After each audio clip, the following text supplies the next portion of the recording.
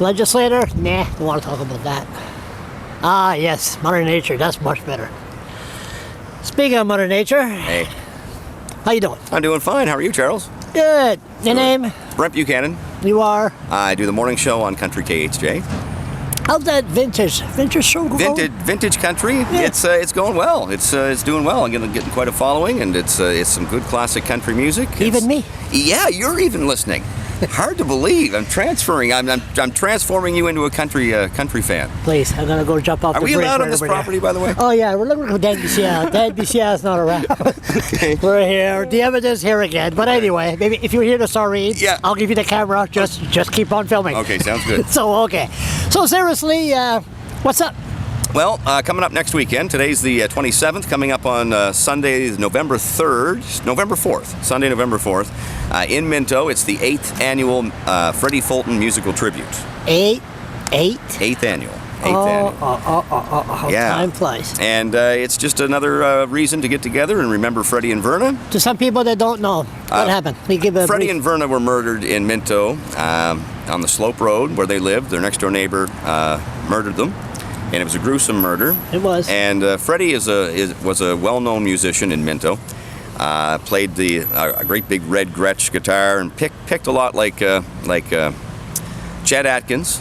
And he was well-known. He was a mentor to so many guitar players in the Minto area. And since his passing, we've been putting together a fundraiser every year in Freddie's name.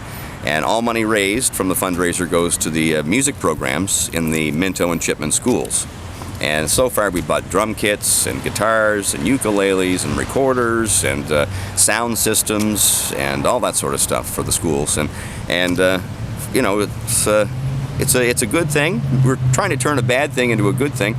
Freddie would be just beside himself if he knew this was going on because he was such a modest person. But the 8th annual, Sunday, November 4th, 2 o'clock at the Minto Legion, and it'll go all afternoon. We have an open mic. We've got bands taking things over after 5 o'clock in the evening, and it's just going to be a great time.